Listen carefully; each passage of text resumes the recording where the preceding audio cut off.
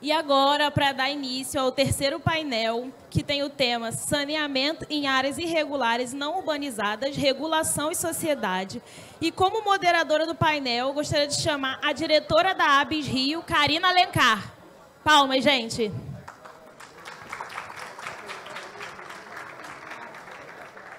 E para compor o painel, eu chamo o Fernando Mosna, diretor da ANEL. Palmas, gente. Felipe de Melo Sampaio Cunha, diretor da ANA. Marcos Vinícius Barbosa, procurador-geral da Agenerza. Yara Oliveira, coordenadora pedagógica. Acabou. Ivânia Rodrigues da Silva, presidente da Associação de Moradores da Barreira do Vasco. Não? Quem vai?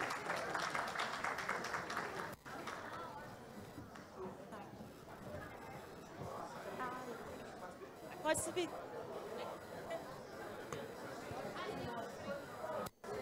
Procurador Marcos Vinícius, seja bem-vindo.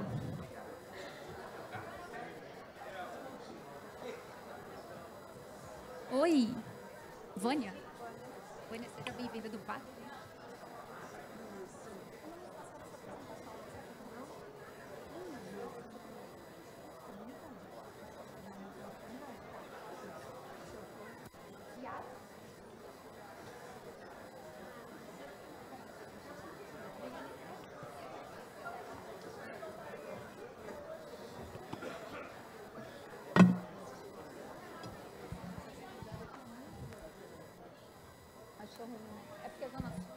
Alô? Diretor da ANEEL e diretor da ANA, Fernando e Felipe, por favor, se alguém puder chamá-los. Rodrigo.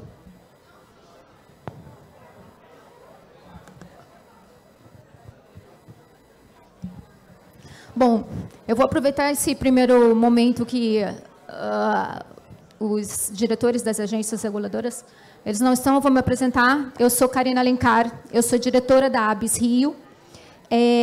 Eu trabalho na SEDAI também, eu sou gerente de obras, de contratos, trabalho com contratos de grandes obras na SEDAI há 12 anos.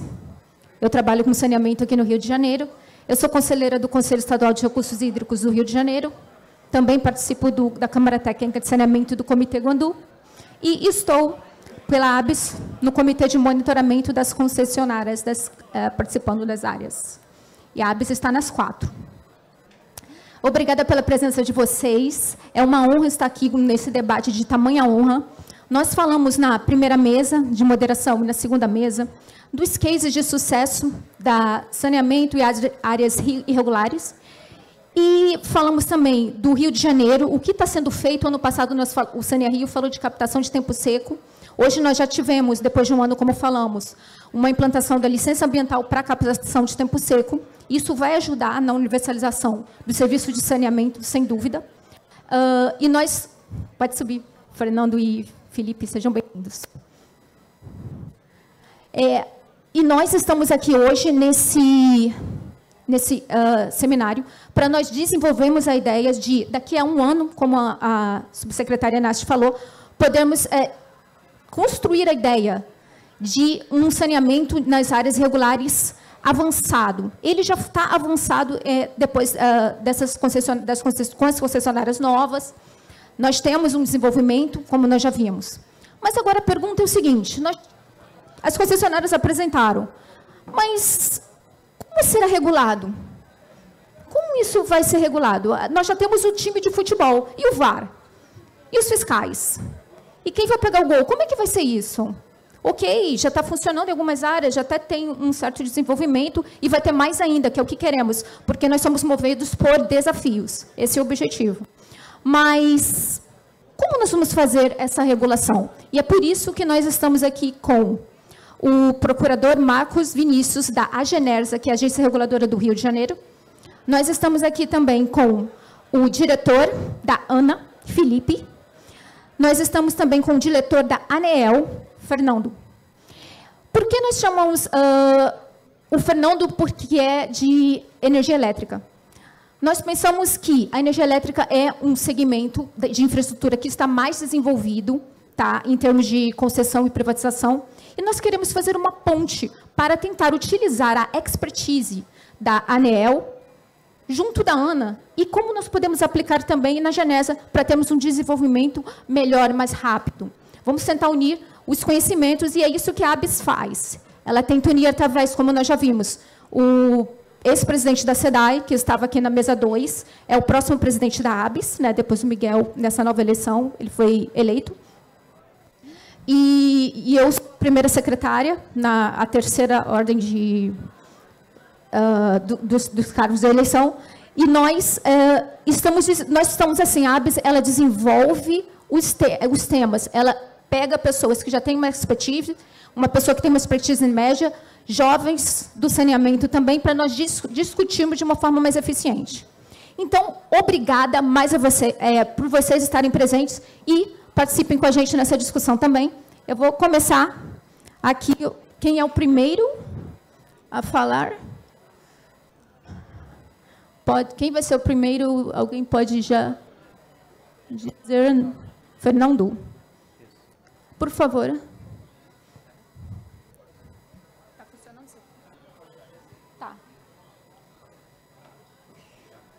Fernando, por favor.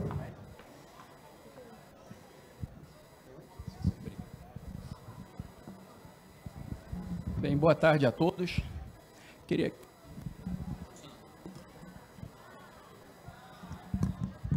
Boa tarde a todos. Agora está funcionando.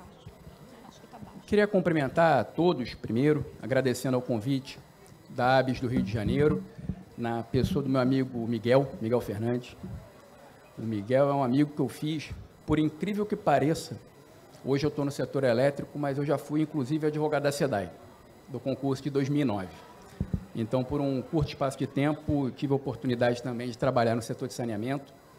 Um pouquinho depois, eu trabalhei na Petrobras, setor de óleo e gás, e hoje, energia elétrica. Então, eu agradeço o convite da ABS para vir aqui falar um pouco do setor elétrico e tentar, de alguma maneira, demonstrar como é que nós estamos em termos de panorama e em termos de evolução regulatória. Cumprimento todos os convidados, todos os participantes. Agradeço a Karina pela moderação e o diretor Felipe, meu amigo, por hoje também estar aqui fazendo parte desse painel. Eu gostaria de começar falando... Tem como passar o... Obrigado. Falando um pouco da maneira que se dá o setor elétrico e da maneira que nós dividimos os segmentos do setor elétrico. No setor elétrico, nós temos o segmento de geração, de transmissão, de distribuição e o setor de comercialização, tudo para atender o consumo. Cada vez mais, o setor de comercialização ele está ficando mais pujante e mais forte no Brasil, fazendo com que, nos últimos anos, aquilo que está impulsionando a geração de energia elétrica no Brasil em termos de capacidade instalada, não é mais os leilões que nós tínhamos para atender um ambiente de contratação regulada, que é basicamente aqueles atendidos pelas distribuidoras, mas especificamente aqueles grandes industriais que têm a possibilidade de escolher o seu supridor. Números do setor elétrico. O setor elétrico ele demonstra cada vez mais a sua pujança e força na atividade econômica brasileira e em termos absolutos em números. Nós temos hoje 194 gigawatts de capacidade instalada no Brasil, números atualizados da agência. Para ter uma ideia dessa magnitude, Itaipu, que é a maior usina que nós temos, que é binacional, existe uma divergência no setor elétrico que disse que a maior usina hidrelétrica nacional seria Belo Monte, com 11,233 megawatts, 11,233 gigawatts de capacidade instalada, porque a binacional tem 14 gigawatts. Então, vejam vocês que nós temos 194 gigawatts de capacidade instalada, com 84%, 85% de energia renovável no setor elétrico. O que significa dizer isso? Nós falamos hoje, e o mundo discute muito isso, a transição energética. No setor elétrico brasileiro, a transição energética ela já aconteceu, porque nós temos 84% de energia renovável. Cerca de 60% de fonte hídrica e 20 e poucos por cento de eólica, solar e biomassa. Em termos de transmissão, nós temos aproximadamente 180 mil quilômetros de linhas de transmissão no Brasil. O Brasil, um país de dimensões continentais, e nós temos a possibilidade de, com todas essas linhas de transmissão, atingir 99,8% do universo de consumidores no Brasil. Então, o nosso grau de universalização, ele é bem expressivo. Aquilo que não está nos 99,8%, que falta o 0,2%, é basicamente o estado de Roraima, que ainda não está interligado, e algumas porções, especialmente em estados amazônicos, Amazonas, Rondônia, Acre, em que você tem sistemas isolados. E ali também tem um desafio nessa lógica de transição energética, de agenda verde, de ESG, de sustentabilidade, de fazer com que o principal combustível que é utilizado nessas regiões não seja o combustível de fonte fóssil, diesel, para nós podermos utilizar energias renováveis. Tentando também dar um panorama do que nós atendemos em termos de universo consumidor, nós temos no Brasil cerca de 220 milhões de habitantes, mas individualizando em termos de unidades consumidoras, são 88 milhões de unidades consumidoras, o que demonstra o gigantismo do setor elétrico brasileiro. Apenas para dar um panorama geral, em termos de setor elétrico brasileiro, eu faço parte hoje da diretoria da ANEEL, que é a autoridade reguladora, mas nós temos o ONS, que é o Operador Nacional do Sistema, a CCE, Câmara de Comercialização de Energia Elétrica, Ministério de Minas e Energia, EPE, que é a Empresa de Pesquisa Energética, que fazem toda a governança do setor elétrico. Qual que é o nosso trabalho? O nosso trabalho ele é efetivamente fazer com que nós tenhamos condições de fazer uma tarifa justa, universalizar serviços, estimular a competição, assegurar a qualidade. E esse slide de decisões da ANEEL, eu estava conversando aqui um pouco antes com o diretor Felipe e com a Karina, eu decidi colocar aqui porque semana passada eu estava participando de uma missão pela agência em Florença e tinham várias autoridades reguladoras presentes e eles ficaram muito espantados com o grau de transparência que nós temos no setor elétrico brasileiro em relação ao seu processo decisório. O nosso processo decisório na agência, ele consiste em fazer com que, são 5 diretores, um diretor-geral e 4 diretores, qualquer um dos demais 4 diretores seja sorteado para receber a possibilidade de conduzir como relator aquele processo, ou seja, não há divisão temática, não há diretoria específica, de maneira que todos os diretores tratam de todos os assuntos, e leva a uma reunião pública, transmitida pelo YouTube, em que os agentes têm a possibilidade de fazer uma sustentação oral. Quando nós conversávamos sobre isso semana passada, algumas autoridades regulatórias estrangeiras, especialmente do mercado europeu da região norte, ficaram espantados, porque entenderam que isso aí era um grau de accountability muito alto. E eu penso que isso daí já é alguma coisa tão sedimentada aqui no Brasil, especialmente na ANEEL, que nós não damos a devida noção do quanto que isso é importante para fazer com que todos os agentes tenham a possibilidade de influenciar o resultado. E isso permite que nós tenhamos a participação da sociedade que no setor elétrico é muito valorizada. Nós temos, e eu acredito que isso é um bom exemplo, a possibilidade de conselhos de consumidores nas concessões de distribuição. E o papel que eles exercem é para fiscalizar a qualidade do serviço de energia elétrica, para interagir com a agência reguladora nos processos tarifários, fazendo com que seja possível, ao fim e ao cabo, nós concretizarmos esse valor participação baseado na publicidade e na transparência. Desse daqui eu gostaria apenas de sublinhar aquele subsidiômetro, que no setor elétrico nós temos uma miríade de subsídios.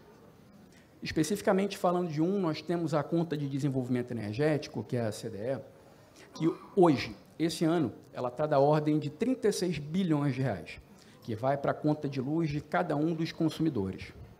Isso representa a possibilidade de, através do subsídio, você fazer com que tenha algum grau de equalização entre os consumidores.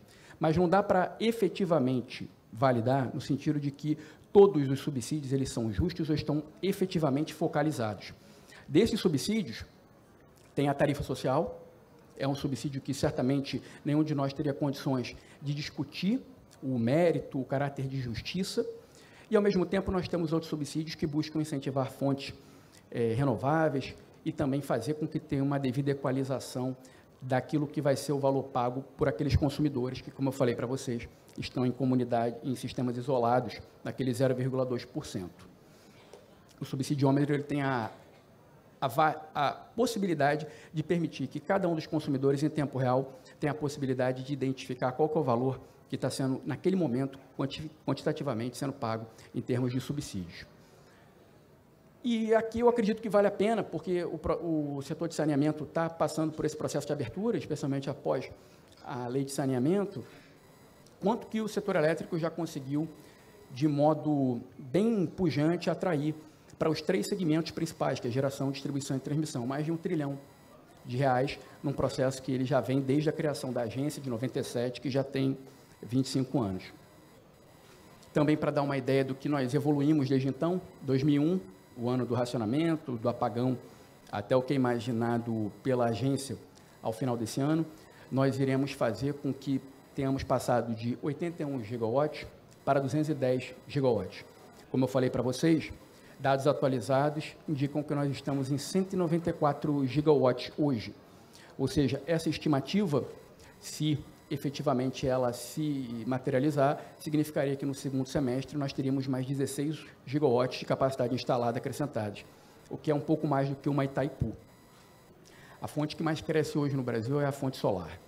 Então, naturalmente, esse acréscimo de capacidade instalada, ela resulta de acréscimo de capacidade instalada decorrente da fonte solar.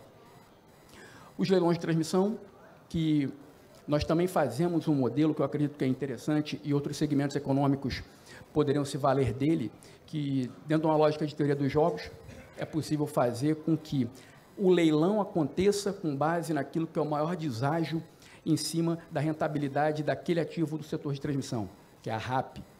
O setor elétrico, em termos de segmento de transmissão, ele remunera o ativo que ele é construído, operado e mantido por uma receita anual permitida e é pago em duodécimos. Então, todo aquele agente que tem interesse em participar do setor elétrico num ativo de transmissão, ele participa de um leilão e é vencedor aquele que oferece o maior deságio. Recentemente, agora, dia 30 de junho, na B3, em São Paulo, eu tive a oportunidade de ser o relator desse último leilão de transmissão, de 23, em que nós esperamos investimentos da ordem de 16 bilhões de reais, com uma RAP imaginada, teto que era de 2 bilhões de reais, e ao final, por conta dos deságios, foi para cerca de 1 bilhão de reais. O deságio ele acaba sendo importante porque ele vai para a modicidade tarifária, ele impacta menos o consumidor de energia elétrica. A grandiosidade do setor de transmissão no Brasil é demonstrado com esse mapa. À esquerda de vocês está o Sistema Interligado Nacional no Brasil e à direita está o continente europeu. Se tivesse uma superposição perfeita entre o mapa do Brasil e o mapa da Europa, seria possível fazer com que você interligasse desde Lisboa até Moscou. Então, o setor elétrico brasileiro, cada vez ele ganha em confiabilidade e em dimensões de atendimento cada vez mais fortes e pujantes. Uma questão, e eu acredito que também é uma preocupação do setor de saneamento, é a questão da composição, no nosso caso, a conta de luz, porque nós vemos que naquilo que é a conta de luz vai muito mais do que efetivamente o serviço que seria a geração de energia elétrica, a transmissão e a distribuição, que é o ativo de fio. Nós temos ali tributos e encargos que, a depender do estado, da concessão específica, varia de 35% a 40%, fazendo com que impacte muito a conta de luz de todos os brasileiros. Eu falei mais no início que ambiente de contratação regulada, ambiente de contratação livre, na nossa dinâmica regulatória, nós temos a possibilidade de diferenciar 2 ambientes. O ambiente de contratação regulada, que é aquele em que a contratação se dá vinculado diretamente com a distribuidora, que é a nossa situação, na condição de consumidor pessoa física, normalmente, e pequenos comércios, e o ambiente de contratação livre, que é aquele em que grandes industriais escolhem quem é o seu fornecedor. Em todo caso, no ambiente de contratação livre, é possível escolher quem é o fornecedor mas não necessariamente é possível fugir do âmbito de atuação da distribuidora, porque é um monopólio natural. Mas isso faz com que o consumidor escolha quem é o seu supridor a partir dos seus critérios. Pode ser a questão do preço ou, numa lógica ESG, também a preocupação com transição energética, com ativos de fonte limpa. Hoje, basicamente, 1/3 ambiente de contratação livre e 2/3 ambiente de contratação regulada. Mas nós estamos num processo de abertura de mercado.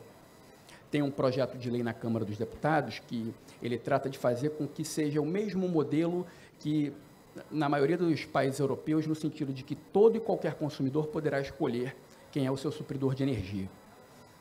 E, enquanto não é aprovado esse projeto de lei, que já foi aprovado no Senado, nós, por atos infralegais, portarias, estamos dando andamento a essa possibilidade de abertura do mercado livre, estando previsto, por conta da portaria 50 de 2022, a abertura do mercado em 1º de janeiro de 2024 para todos os consumidores em alta tensão.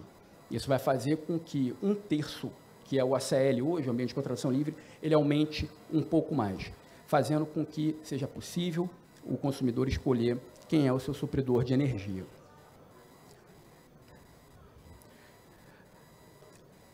Transição energética e meia revolução tecnológica. Se nós olharmos aquela primeira barra lá de cima, 47,4%, aquilo diz respeito ao setor de energia lato sensu.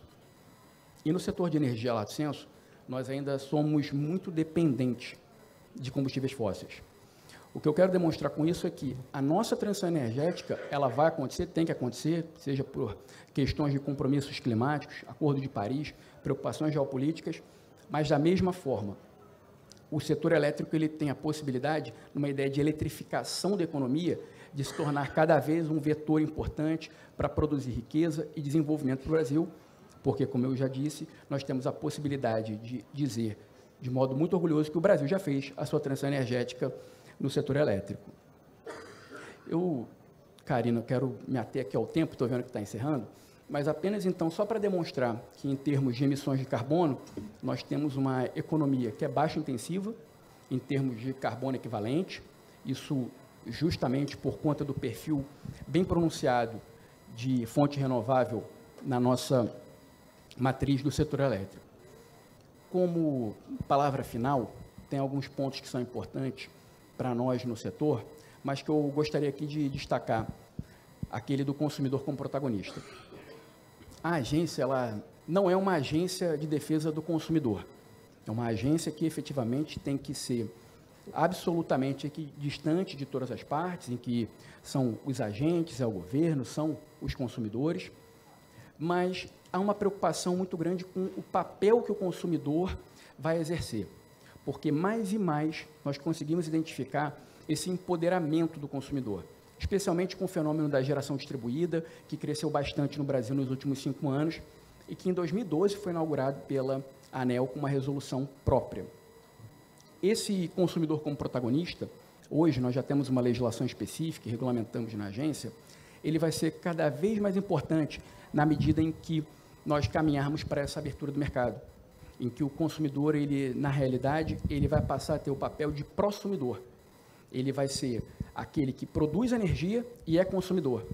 E na medida em que nós caminharmos para a abertura de mercado e mudarmos os sinais econômicos, nós passaremos a permitir que o consumidor ele possa, dentro de uma modificação legislativa que eu coloquei para vocês, escolher quando irá consumir energia, a depender do preço horário, e quando que ele exportará energia, significando que o desafio do setor elétrico, além de tantos outros, é fazer com que nós possamos fazer com que essa abertura de mercado, ela efetivamente ela consiga fazer com que os consumidores eles tenham o seu protagonismo, assim como tem em outros países, especialmente no continente europeu.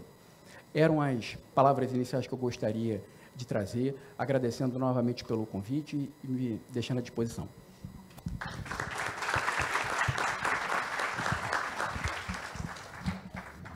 Fernando, aí eu pergunto para você o seguinte: como a ANEEL faz a regulação em áreas irregulares?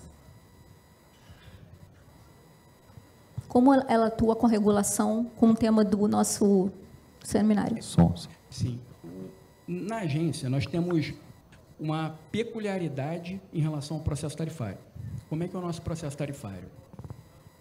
A cada 4 ou 5 anos, a depender da data de aniversário daquela concessão de distribuição, é efetivamente o momento em que é feito todo um reposicionamento dentro da metodologia tarifária daquilo que seriam as métricas regulatórias que aquele concessionário ele tem que observar. E nesse momento é quando nós fazemos com que seja identificado especificamente essa questão em relação ao trato das perdas não técnicas, porque nós não temos uma regulação própria, específica, dedicada à questão das comunidades. Mas a perda não técnica, pelo menos o que se identifica, é que ela está dispersamente avolumada dentro daquela concessão. A perda não técnica é o gato, é o furto de energia.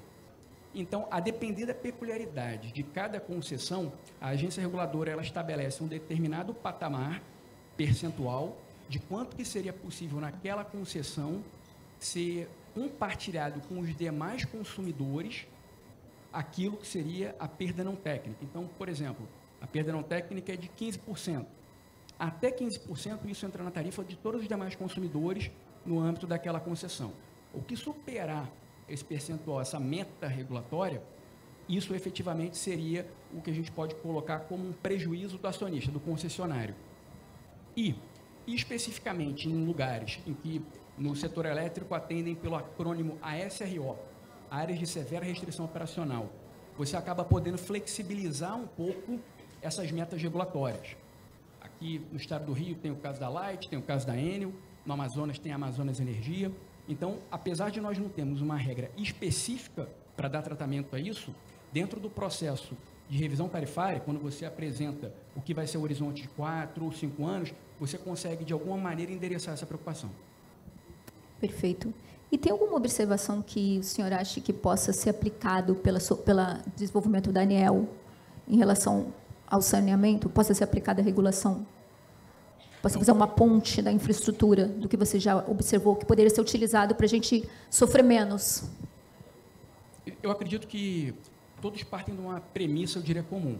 Capital intensivo, está tratando diretamente com a vida do consumidor, com o insumo essencial, luz, água, saneamento. Então, a premissa comum ela é a mesma. Eu acredito que também teriam premissas regulatórias idênticas. Na minha avaliação, sempre tem que ter previsibilidade contratual, estabilidade regulatória, segurança jurídica, uma agência técnica independente e imune a pressões, um corpo técnico qualificado dessas agências. Então, tudo isso eu acho que tem similaridade.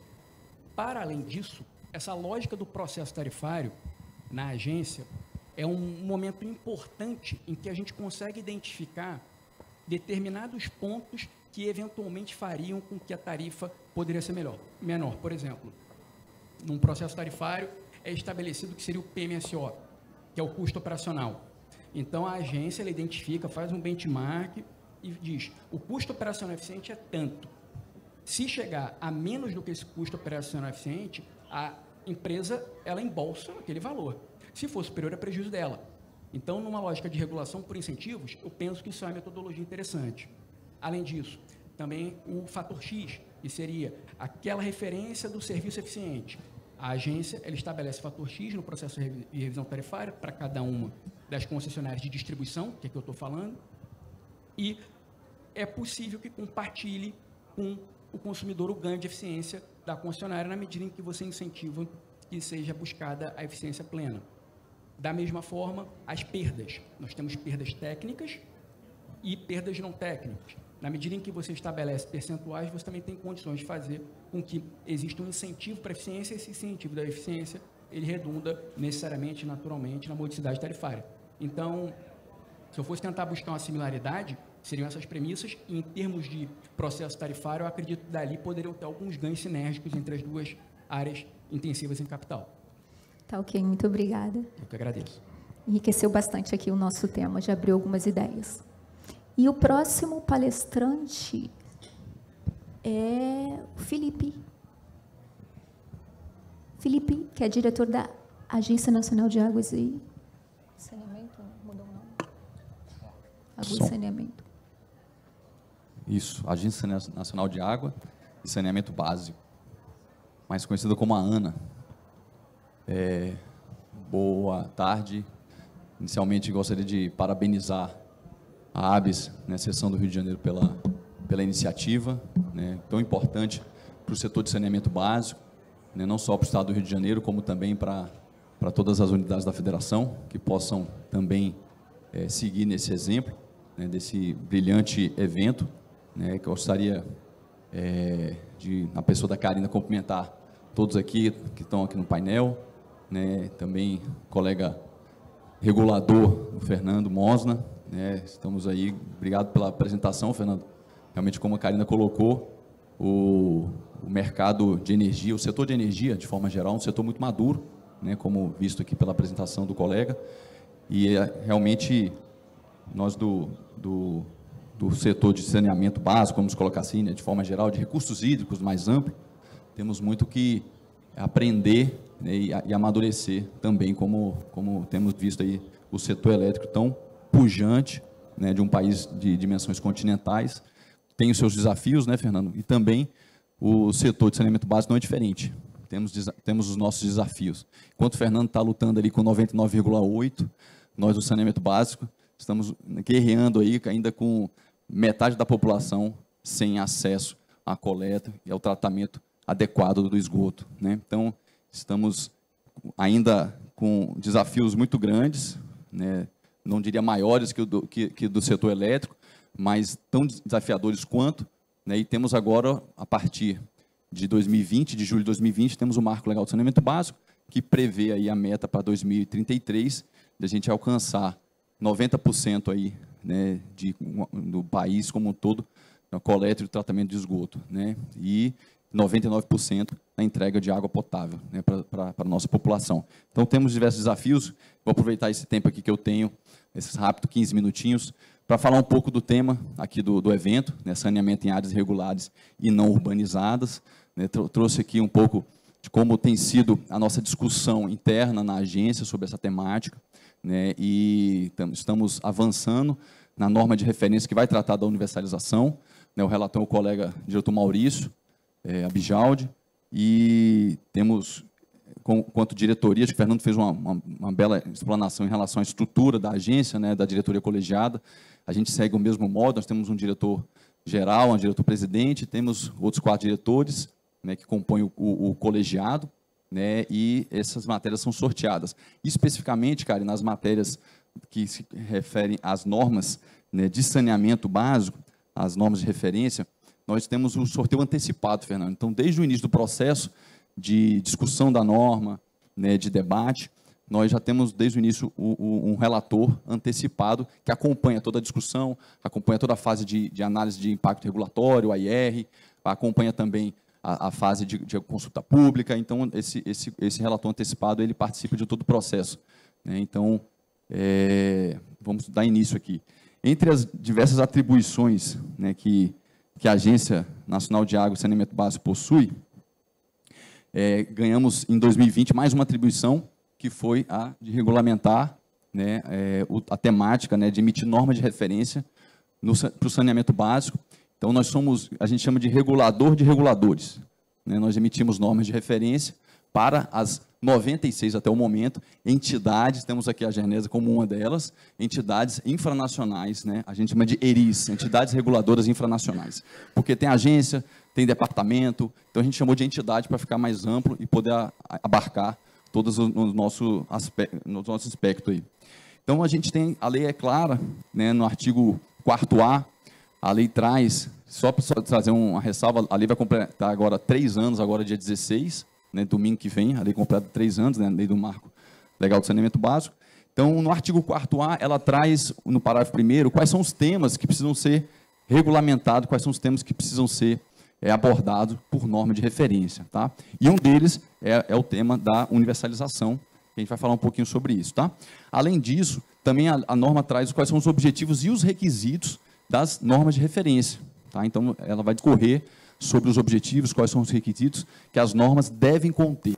Então, a lei ela trouxe, foi bem específica e direciona bem a atuação aí, onde nós devemos percorrer quanto à Agência Nacional de Água, tá?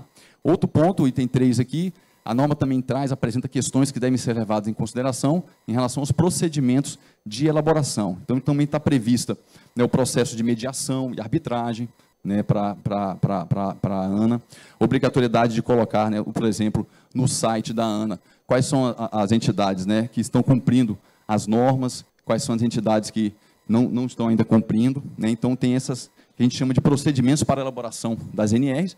E, por fim, número 4, ali, algumas atividades complementares, né. Então, apresenta as condições de contorno, né, da norma, que devem ser consideradas e que vão contribuir nesse processo de elaboração da norma de referência. Tá? Pronto. Esse próximo slide, basicamente, eu fiz questão de trazer ele para poder mostrar para vocês como é que é o processo de elaboração de um NR. Porque a gente fica falando, a ANA tem que emitir as normas de referência. Aí eu fiz questão de trazer para vocês terem uma ideia, uma dimensão do que acontece internamente também na agência, né?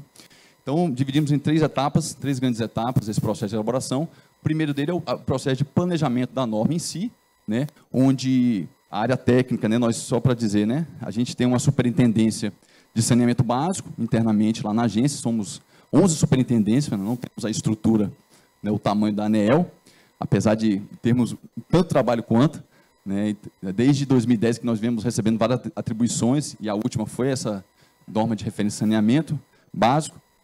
Também em 2010 recebemos a atribuição de de elaboração do relatório de segurança de barragens. Então, qualquer barragem que é de uso múltiplo, a ANA é responsável por fiscalizar, né? Então, vocês já imaginam o desafio. Lançamos agora, dia 30 de junho, o nosso relatório do último ano, 2022, o relatório de segurança de barragem, referente, né, como é que está o status, como é que está a situação na temática no país. Tá? Então, esse primeiro ponto, a área técnica, essa superintendência de saneamento básico, ela emite uma nota técnica, né, para a deliberação da diretoria colegiada, detalhando quais vão ser as etapas dessa norma de referência específica. Tá? No segundo momento, na segunda etapa de elaboração em si da norma, nós identificamos o problema regulatório que vai ser resolvido, né, que vai ser abarcado nessa norma de referência. Só para vocês terem uma dimensão, a nossa agenda regulatória, só desse ano, a gente tem o desafio da emissão de 12 normas de referência.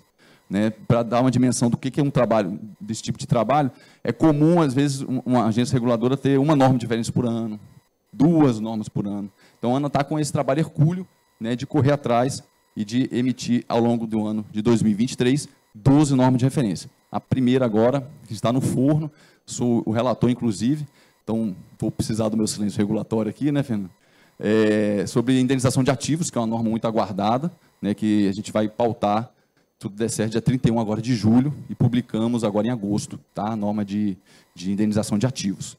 Então, na segunda etapa da norma, identificado o problema regulatório, inicia-se, né, a análise do impacto regulatório, a AIR. Né? É importante dizer que nesse momento, nesse AIR inicial, nós identificamos o problema e quais são as causas. Então, o objetivo desse momento é atacar essas causas.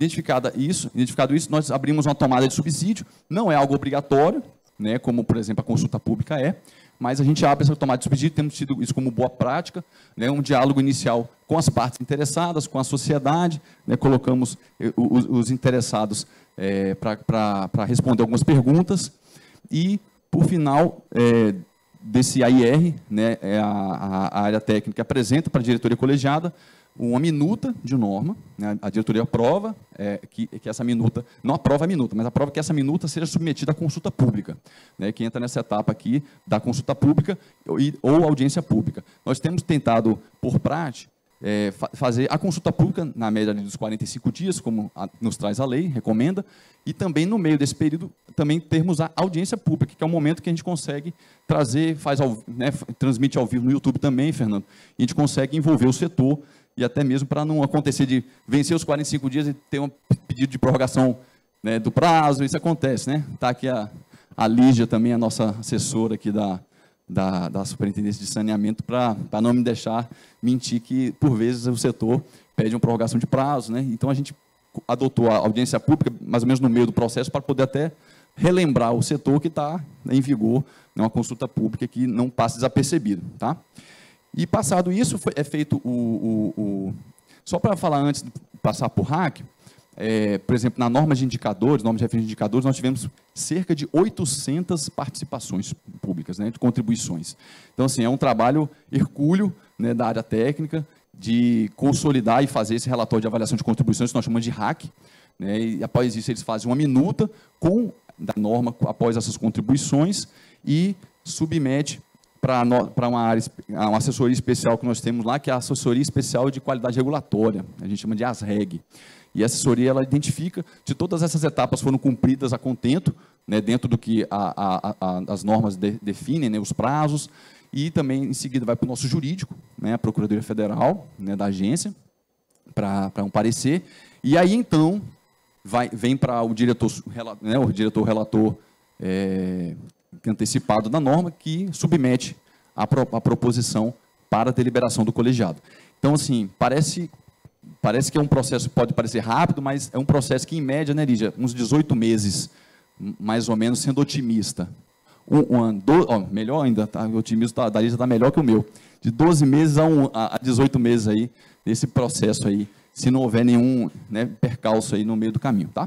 Por última etapa aqui, implementação da norma. A gente tem previsto, por exemplo, a próxima norma que vai ser agora publicada, que é a de indenização de ativos, estamos prevendo capacitações nessa norma. Então, a Gernesa pode ficar tranquilo e as outras ERIs podem ficar tranquilas que a ANA vai oferecer uma capacitação em cima de cada norma de referência que for sendo emitida, tá? Manuais também orientativos para a implementação dessas normas.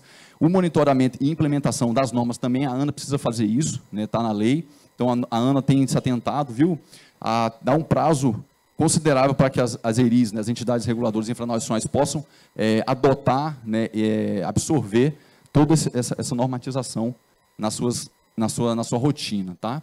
E depois de alguns anos, 2 anos, normalmente, é feita a avaliação do resultado regulatório, chamado ARR.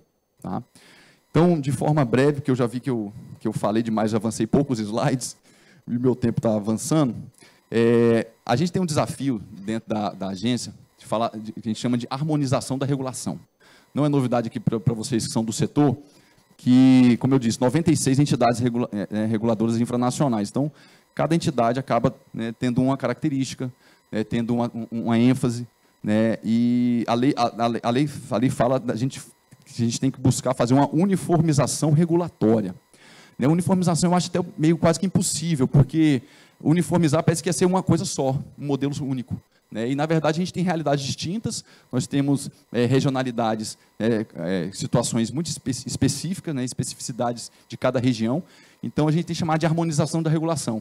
Então, independente se nós temos um prestador de um contrato de programa, ou se a gente tem um contrato licitado, ou uma prestação direta, o que a gente almeja é a universalização. Então, se o tipo de regulação, seja ela discricionária, ou seja ela contratual, nós estamos almejando a universalização. Tá? E, então, o nosso foco é isso. Tá? Independente do tipo de prestador, de contrato, o nosso objetivo é sempre a busca pela universalização. Tá? Então, de forma ampla, aqui são os temas que o artigo 4º, parágrafo 1º traz, né? Métodos de universalização de serviço é o que a gente estava falando dela aqui hoje, tá? Mas são todos esses temas aí que a ANA tem responsabilidade de avançar na edição de normas de referência. E alguns deles, inclusive, eles desdobrem mais de uma norma de referência, que é o caso ali da regulação tarifária, que dele ali virão 4 normas de referência. Tá? Então, vou avançar um pouco na questão das normas da lei. Situação hoje da norma de referência de universalização. Né? A gente já fez o relatório de avaliação, né, do impacto, né, de impacto regulatório, do AIR, e foi elaborada também a minuta, né, de normas estão concluídas. Então, a gente vai abrir agora na segunda quinzena de agosto, vamos colocar em consulta pública essa norma, e se tudo der certo, novembro, Lígia, dezembro, né, final de novembro, a gente vai estar tendo essa norma publicada, né, que é muito importante para as entidades, né, para o setor. Tá?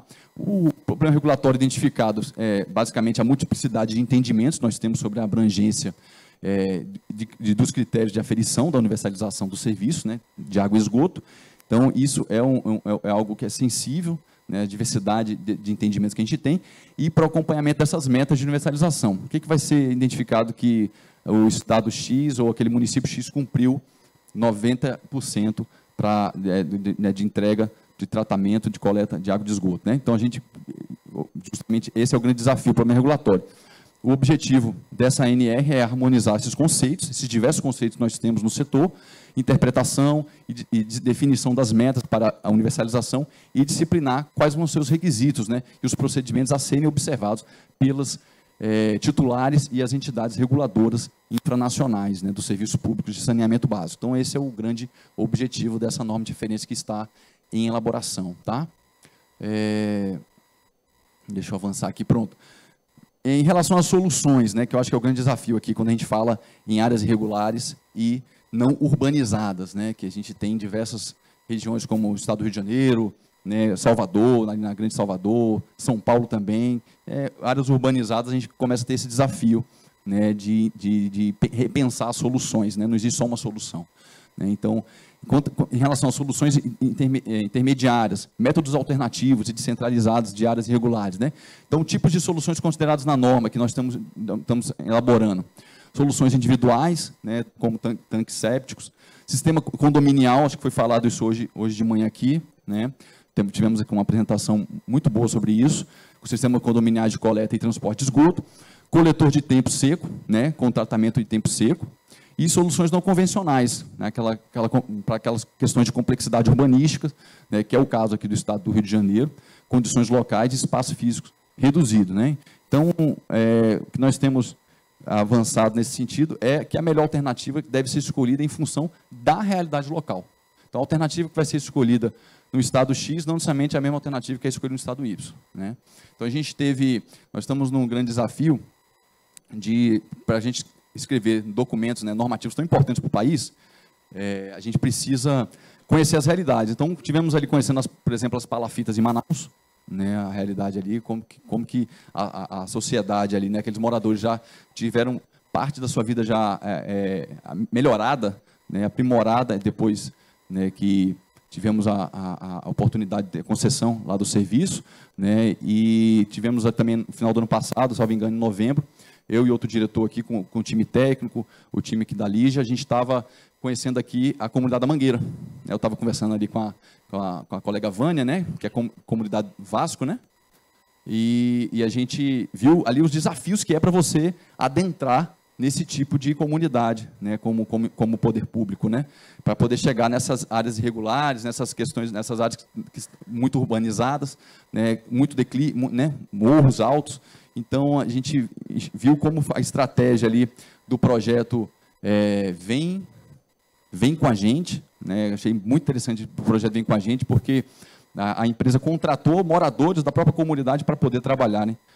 E terem acesso, poder universalizar ali o serviço. Né? Então, eu acho que, além de a gente ter esse trabalho de escritório, né, Fernando, é muito importante de conhecer realidades, as diversas realidades que nós temos no Brasil, né? Então aqui a gente traz como exemplo aqui, né, o projeto do novo Rio Pinheiros, ali em São Paulo, né, ali com esgoto de 649 mil economias para tratamento, né, alguns resultados já do projeto, 1,58 milhão de pessoas com esgoto levados a tratamento. Então a gente tem esse avanço aí, né, da Sabesp, né, esse projeto, e trazer aqui o caso do nosso estado do Rio de Janeiro, né, a concessão da SEDAI, que tem como resultado aí o investimento mínimo, né, obrigatório de 1,8 bilhão, né, na ampliação do sistema de abastecimento de água e esgotamento sanitário dessas áreas irregulares no município do Rio de Janeiro. Né? Então, a gente pode observar esse avanço já ao longo dos últimos anos, e a nossa expectativa, já encerrando, é que sabemos que precisamos entender, atender essas áreas irregulares, né, Karina? E não podemos ignorar que há milhões de brasileiros vivendo nessas áreas irregulares, tá? E levar o serviço para essas pessoas é fundamental. Então, a ANA tem buscado dar solução, né, para essas situações, de acordo, né, na questão das normas de referência, e endereçar esse problema, tanto na questão, né, no diagnóstico, como também na solução que vai ser apresentada na norma de referência. Então, é um desafio, porque é uma norma, mas as realidades são diversas. Então, a gente tem, de certa forma, não pode ser muito específico, a gente tem que ser amplo, mas também não pode ser amplo demais, porque não vai ficar, né, a situação abrangente demais, não vai resolver. Então, é um desafio. Então, por favor, fica aqui, a partir da segunda quinzena de agosto, participem da consulta pública, eu acho que é fundamental cada ente da federação participar, principalmente as entidades reguladoras infranacionais participarem dessa consulta pública, da audiência, que cada contribuição é lida, cada contribuição é analisada e, eventualmente, acatada também na edição da norma, viu? Eu agradeço aqui, eram essas palavras.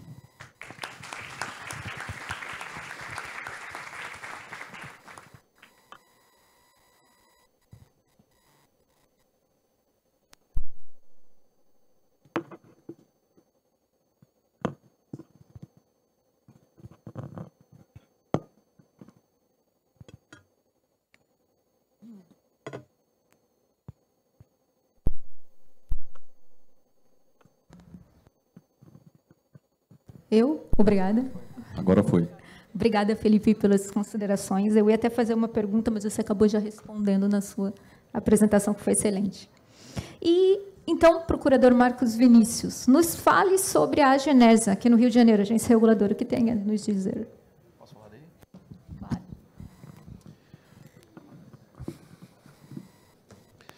Bom, está funcionando, né?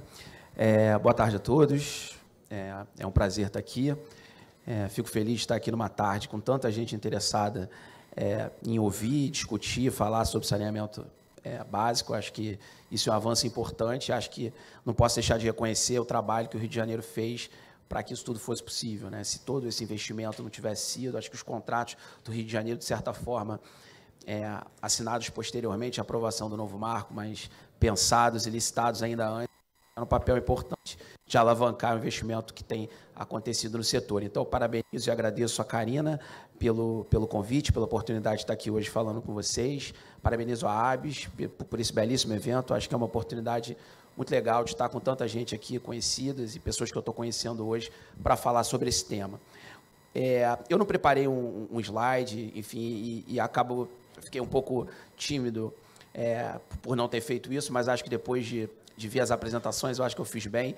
Eu não teria capacidade de preparar slides tão bem feitos quanto os que foram apresentados aqui, e acho que, de certa forma, também acabaria repetindo parte do que já foi dito. Então, eu queria focar basicamente em 3 grandes pontos.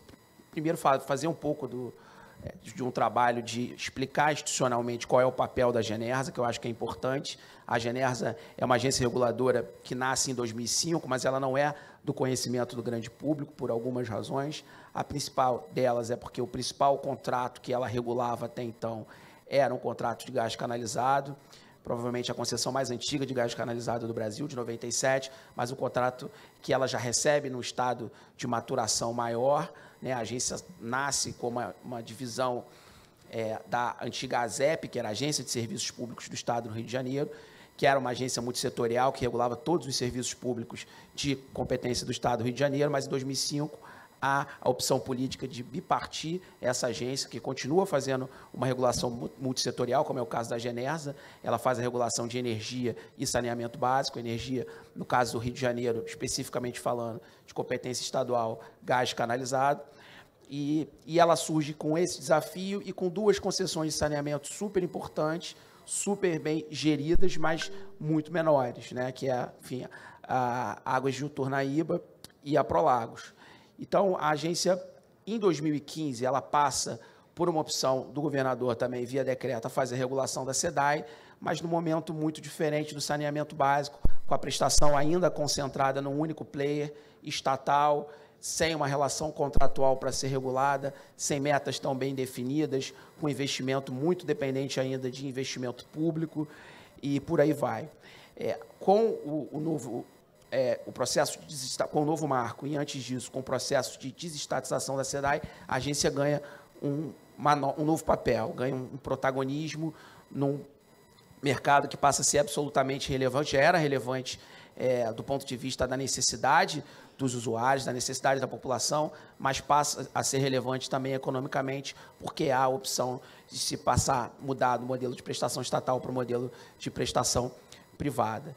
E a agência se vê, então, frente a um desafio novo, um desafio grande, de fazer a gestão de contratos que importaram em algo em torno de 34 bilhões de investimentos que devem ser feitos ao longo de 35 anos, dos quais 1,8 bi em áreas irregulares e não urbanizadas na cidade do Rio de Janeiro e quase 25 bilhões de outorga fixa foram contratadas, parte já paga, parte ainda vai ser paga, fora a outorga variável, que representa 3% da receita das concessionárias, que é um valor dividido com os municípios. Então, a gente está falando de muito dinheiro privado e público, porque parte desse dinheiro de investimento vem via financiamento público também, mas que foi vertido para esse setor.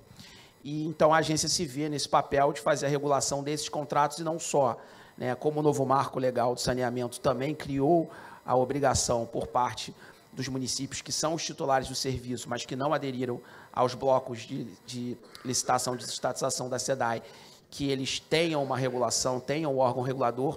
Muitos municípios que já têm prestação privada concedida estão escolhendo a Genersa como órgão regulador. Então, a agência está crescendo de tamanho, a gente acabou de finalizar um concurso público, cerca de 50 servidores vão tomar posse nos próximos meses. Nós aumentamos o efetivo da agência via cessão de servidores, enfim, e através de uma gestão bastante competente do presidente Rafael Menezes. A gente tem conseguido atender esses desafios, mas os desafios são contínuos, são grandes. E a gente veio aqui para falar principalmente nos desafios nas áreas irregulares e não urbanizadas. Muito já se falou aqui, as concessionárias acho que fizeram um trabalho muito bem feito de colocar quais são os objetivos financeiros, né? 1,8 bilhão de investimento nessas áreas. Mas qual o papel da Genersa, né? E quais são os objetivos ou os desafios reais na ponta que nós já estamos nos deparando e vamos continuar nos deparando ao longo dos 35 anos de contrato. Primeiro, o papel da Genersa é garantir o cumprimento do contrato. Só que falar isso é importante, é fundamental, mas isso se desdobra em vários aspectos, né? O contrato de desestatização que decorreu da desestatização da SEDAI, os contratos de concessão dos 4 blocos, é um contrato extremamente complexo. É um contrato, primeiro, que envolve uma série enorme de stakeholders. Primeiro, os titulares do serviço são os municípios, que têm o interesse e participam da gestão desse contrato também diretamente. O poder concedente via mandato é o Estado, o agente regulador é a Genersa. Nós temos uma parte privada contratada pela Genersa, responsável por fazer a certificação dos investimentos e também do atendimento de metas de qualidade na prestação do serviço. Enfim, é uma miríade de normas e de informações que devem ser gestadas pela agência.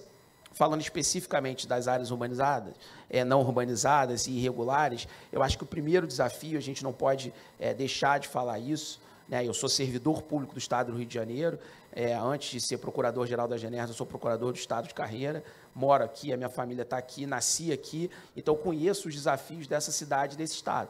E um desafio óbvio para todo mundo que mora aqui é a segurança pública. E como é que a segurança pública impacta diretamente no contrato e nas metas contratuais. Primeiro, por uma questão do próprio atendimento das metas de qualidade na prestação do serviço.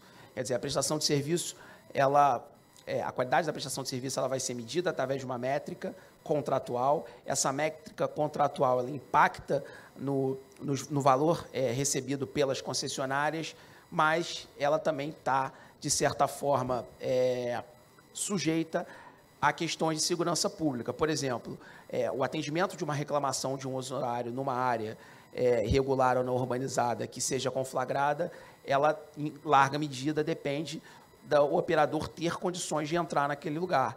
Então, o tempo de resposta, muitas vezes, vai ser impactado por questões de segurança pública, porque nessas áreas não falta só saneamento básico, falta o Estado de forma maior. Então, falta segurança pública, falta educação, a gente vê escolas também que têm dificuldade com as suas aulas porque estão nessas comunidades. Então, muitas vezes, o serviço vai ser impactado e o atendimento, religar o serviço, corrigir algum problema, vai ser impactado diretamente por questões de segurança pública.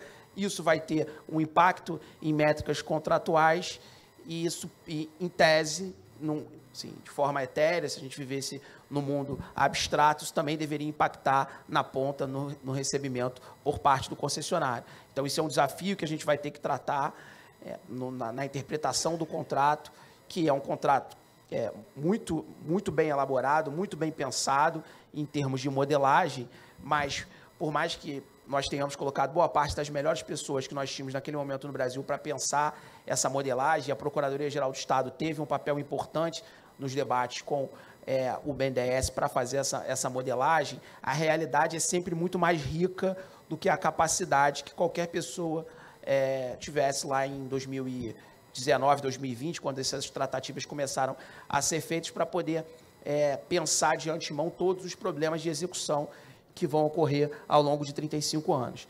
Então, o grande papel da agência é ser um pouco esse gestor, inclusive, de expectativas da população, que, a partir do momento em que a prestação deixou de ser da SEDAI e passou a ser uma prestação privada, ter uma expectativa imediata que o serviço privado, a partir do pagamento, muitas vezes que não existia antes, mas que passa a existir, vai funcionar 100% do dia para a noite. A gente sabe que todo o processo de privatização de serviços tem um momento de acomodação, e é o momento que a gente está vivendo agora, né, da mudança da lógica da prestação pública para a lógica da prestação privada.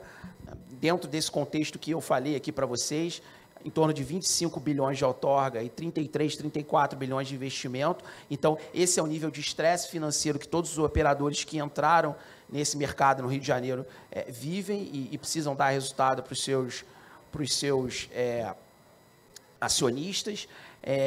E aqui eu não estou fazendo nenhum juízo de valor, a opção política do Estado foi essa, e acho que é uma opção política absolutamente válida, considerando que os desafios que a gente tinha, a necessidade de investimento que a gente precisa para poder conseguir as metas de universalização. Então, parte do trabalho da agência é fazer essa gestão de expectativas entre esses diversos stakeholders, os prefeitos que querem receber a sua outorga variável, a população que quer o serviço bem feito e tem direito a esse serviço, que é um serviço básico, né? Quando a gente olha aqui para o setor de infraestrutura, de maneira geral, somente energia elétrica e telefonia, e a gente vê volume de investimento, quer dizer, antes do novo marco, a gente tinha mais ou menos 10% de todo o investimento em infraestrutura vindo para saneamento básico, que é um setor que tem um desafio enorme de universalização, e cerca de 40% indo para energia elétrica e telefonia, que já são setores, serviços considerados como universalizados. Então, isso dá a dimensão da quantidade de dinheiro e de esforço público e privado que ainda é necessário para que a gente consiga avançar e cumprir as metas que estão lá no novo marco. Então, em matéria, voltando aqui para o nosso tema principal, que é áreas irregulares e não urbanizadas, acho que um disclaimer importante para a gente fazer aqui é que a Genersa, como gestora desse contrato, como garante da segurança jurídica desse contrato, ela não elabora políticas públicas, né? E políticas públicas precisam ser constantemente revistas, atualizadas e implementadas pelo poder concedente, pelos municípios, pelo Estado, e essas áreas irregulares e não urbanizadas vão continuar precisando de políticas públicas das mais diversas, que não vão vir da Genersa, que não vão vir necessariamente desses contratos de concessão, porque essa não é a função desses contratos, né? Então, a gente tem uma discussão colocada hoje, por exemplo, no Judiciário, com relação à necessidade, no pleito da Defensoria Pública, a necessidade de se criar algum padrão de isenção no acesso à água. Esse pedido é claramente um pedido de política pública que não tem previsão contratual, portanto, não cabe à Genersa dizer sim ou não, porque o papel dela está limitado à gestão do contrato, do que está estabelecido no contrato. Isso não é dizer que essa política pública não é devida, não é necessária, não é relevante, não, porque essa também não é a função da agência. É só dizer que essa política, se ela vier, ela vai ter que vir a partir dos titulares, né, efetivamente, e competentes para elaborarem essa política pública. Então, um outro aspecto extremamente importante, esse sim, de atribuição da Genersa, com previsão contratual, regulamentar, e que está sendo tratado nesse momento no âmbito da Genersa, são os critérios para a concessão de tarifa social, né? A tarifa social é uma política pública elaborada há muito tempo pelo Estado do Rio de Janeiro, que foi incorporada nos novos contratos de concessão, né? Inclusive consta da matriz de risco a forma de divisão percentual de domicílios atendidos por tarifa social, qual percentual deve ser atendido pelas concessionárias, a partir de que ponto, então, haveria a necessidade de um reequilíbrio econômico-financeiro do contrato. Portanto, isso é algo que cabe, sim, à agência, inclusive, revisar e atualizar os critérios para a concessão e fazer esse acompanhamento até que ponto as concessionárias, os novos operadores na ponta, estão cumprindo o regulamento e estão dando acesso às pessoas que necessitam dessa tarifa social, que é tão importante. A gente sabe que com a universalização, você aumenta a base, você passa a alcançar pessoas que antes não eram atendidas com serviço, muitas delas querem pagar e podem pagar ainda que um valor mínimo, mas muitas vezes só podem pagar mesmo esse valor mínimo, então é preciso que a gente garanta o acesso a essa política pública que foi internalizada no contrato.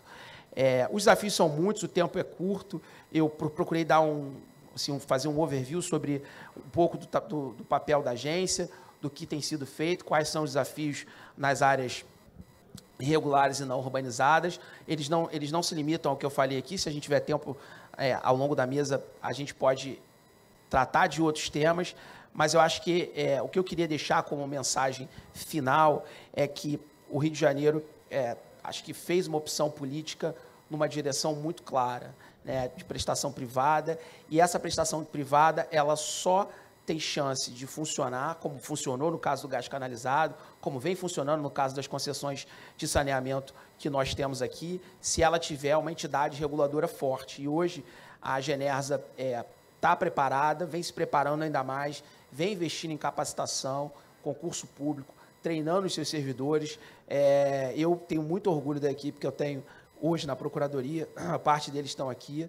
Aproveito para deixar aqui um agradecimento público ao trabalho deles, são servidores públicos extremamente dedicados e competentes, e a agência está pronta para esse desafio, que é um desafio de todo o povo do Rio de Janeiro, e mais do que isso, eu acho que esse é o contrato mais relevante hoje de saneamento do Brasil.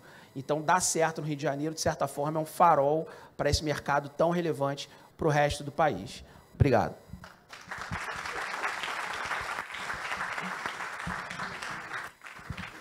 Obrigada, procurador. Foi excelente a sua palestra. Um pouco diferente do que a gente está acostumado, mas isso é muito bom. Esse era o objetivo. Eu passo a palavra para Iara. Iara é da comunidade de Deus, né, da associação. Se apresente. Boa tarde. Bem, favela é cidade. Bem, eu sou Iara Oliveira, sou coordenadora do Alfazendo Cidade de Deus, uma instituição de base comunitária que há 25 anos luta por justiça social. O Alfazendo é uma instituição que trabalha educação. Eu sou favelada, com 2 Fs, muito grande, porque eu nasci em Cidade de Deus em 66. Então, eu nasci em Cidade de Deus ainda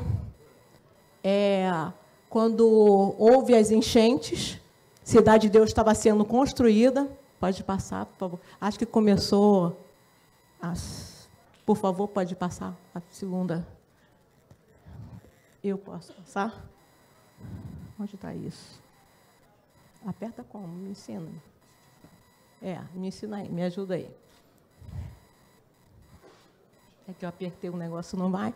Bem, enquanto a gente vai passando ali, bem, eu sou Iara Oliveira, eu sou coordenadora do Alfazendo, nasci em Cidade de Deus em 66, sou professora, né, e sou militante. Há 35 anos eu milito no movimento social no Rio de Janeiro, em todas as favelas do Rio.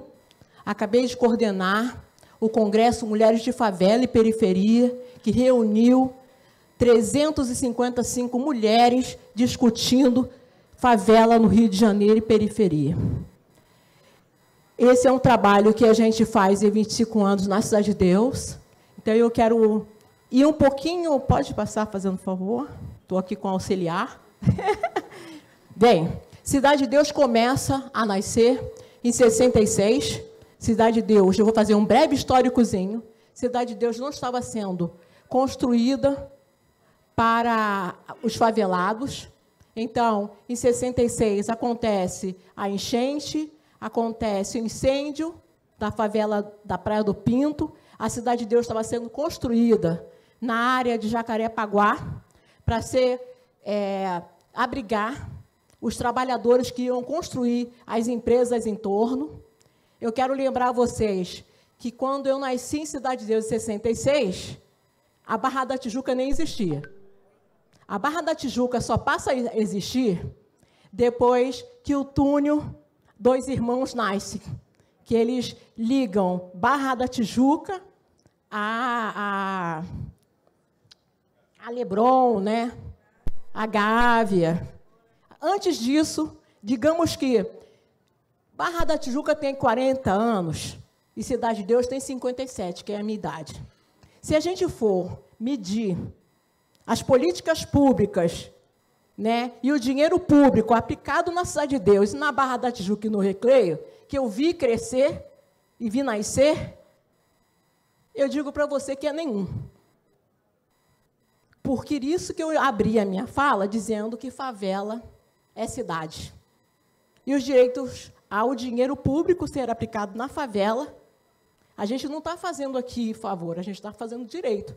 Quando a gente fala que água é direito de todos e saneamento é direito de todos. Está na Constituição Federal.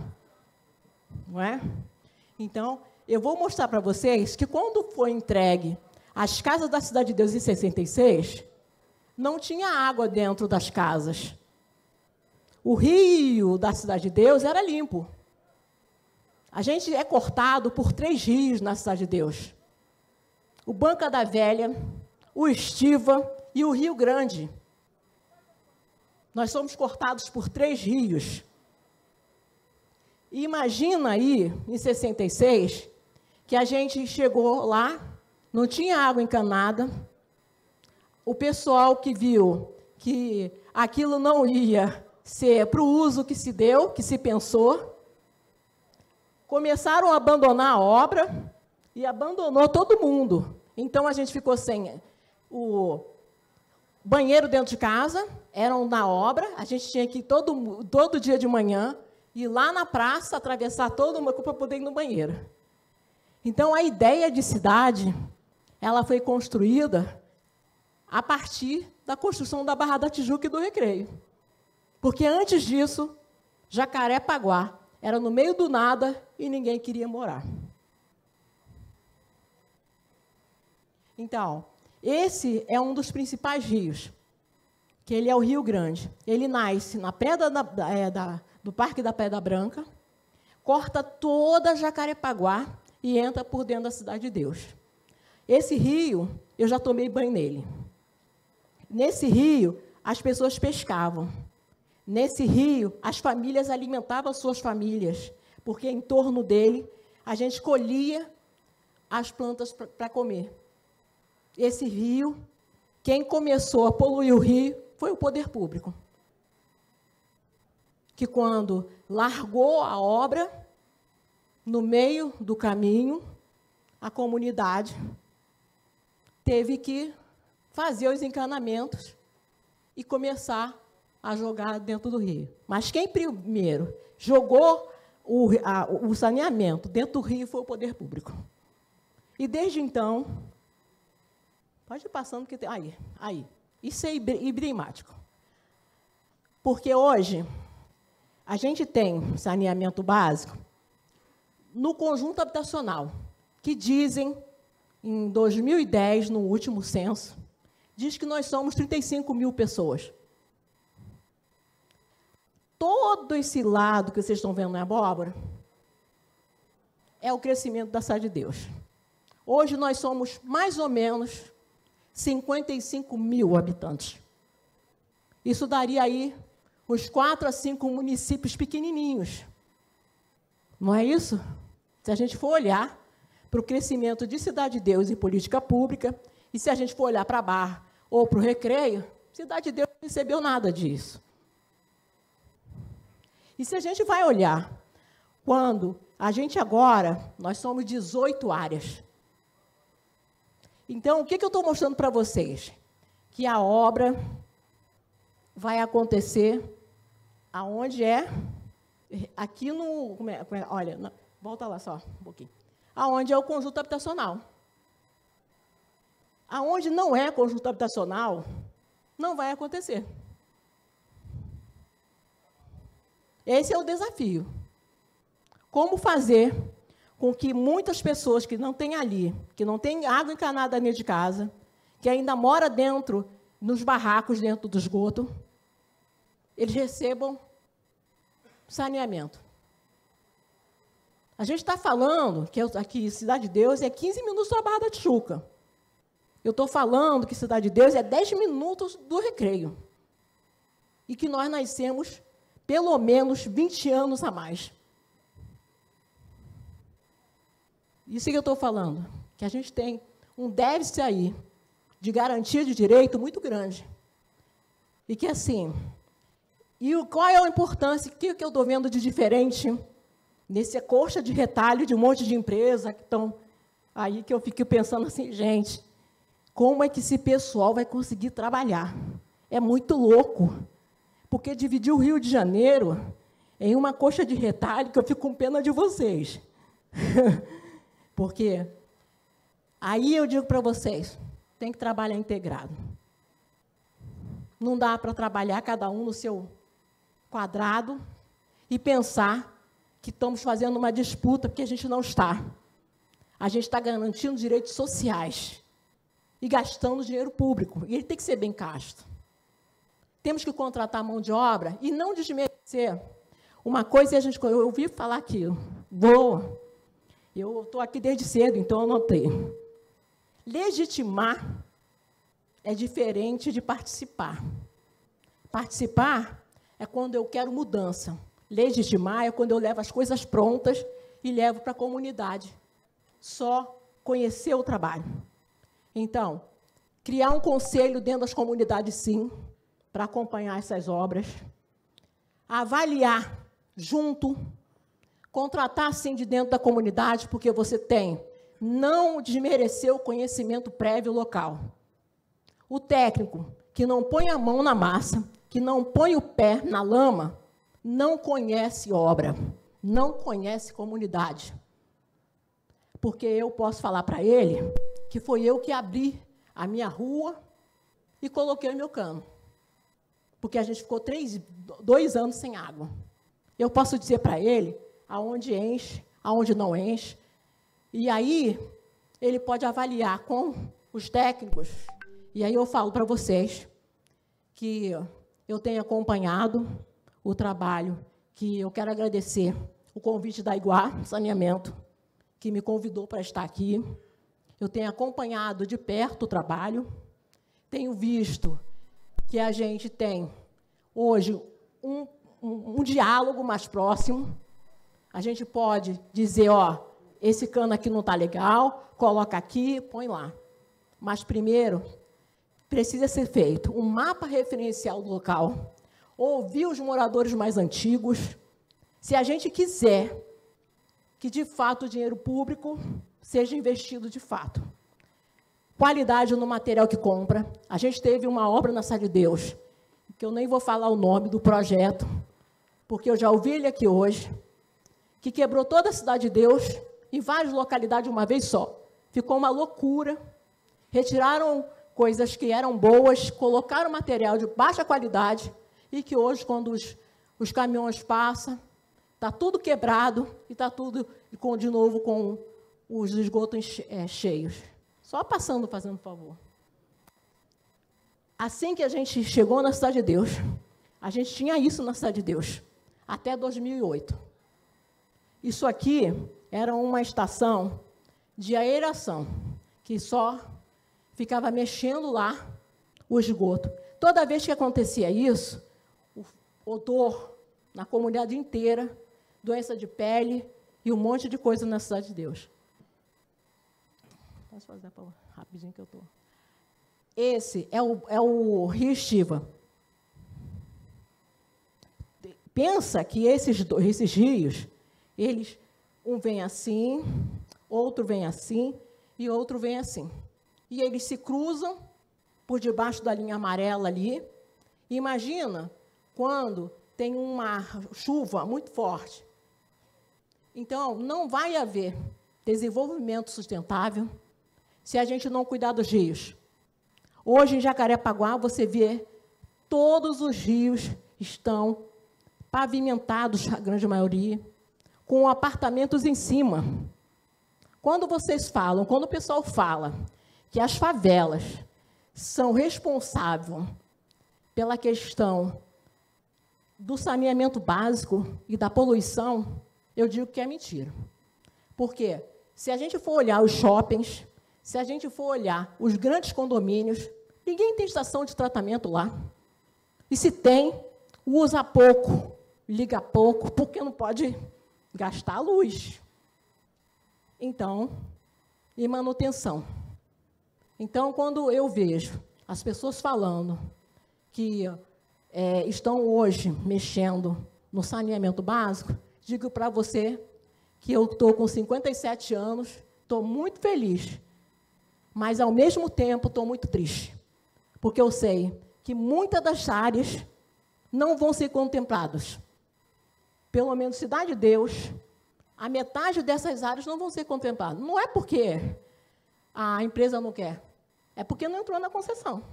Não está legalizado, ele acabou de falar. Se não está legalizado, não entra. Não é isso? E não é uma coisa pequena, é uma coisa grande, gente.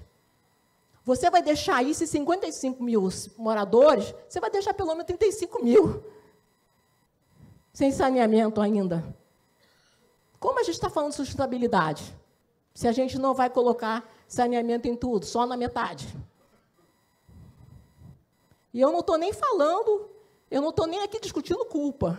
Eu estou dizendo de direitos sociais. A nossa turma, todo mundo que entra no Alfazendo, circula na comunidade. Nós temos biólogos, nós temos assistente social, nós trabalhamos há 12 anos com o projeto Rede Comunitária de Desenvolvimento Socioambiental. A gente passa nas 26 escolas da Cidade de Deus. A gente atende 4 mil pessoas na Cidade de Deus, com educação socioambiental. A gente começa da creche ao ensino médio. A gente dá formação para os professores das escolas. A gente dá formação para os pais. A gente implanta a horta.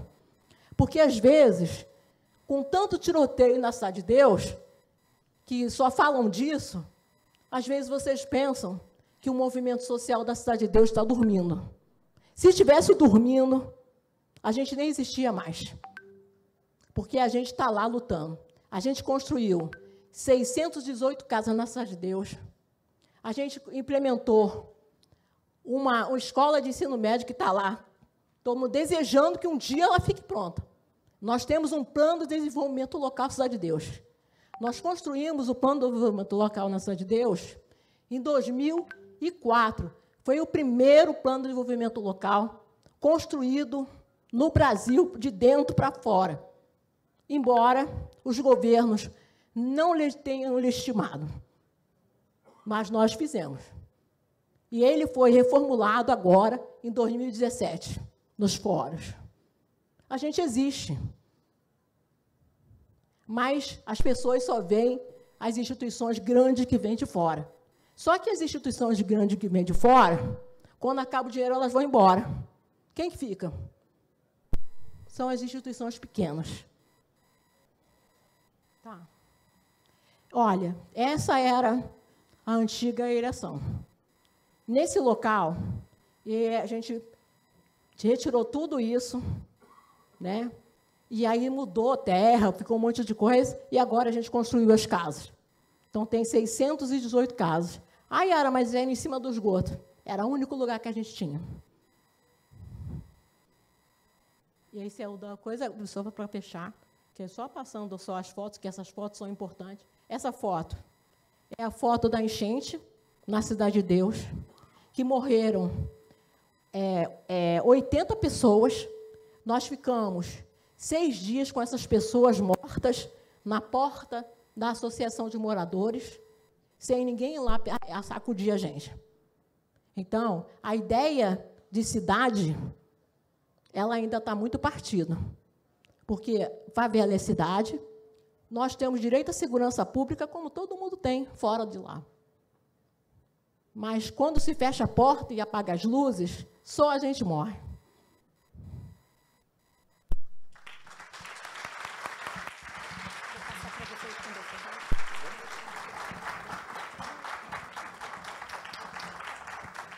Yara, muito obrigada pelas suas considerações. Como nós falamos desde o início desse seminário aqui, é importante ouvirmos como a comunidade pensa, o que ela sente, e nós temos que agir juntos. Essa é a nossa intenção, fazendo esse seminário, e a intenção da ABS. Ouvir todos os lados para desenvolver de uma forma consciente, uma forma adequada, né? E eu quero passar a palavra agora para a Vânia. Vânia, que também é de comunidade, do Vasco.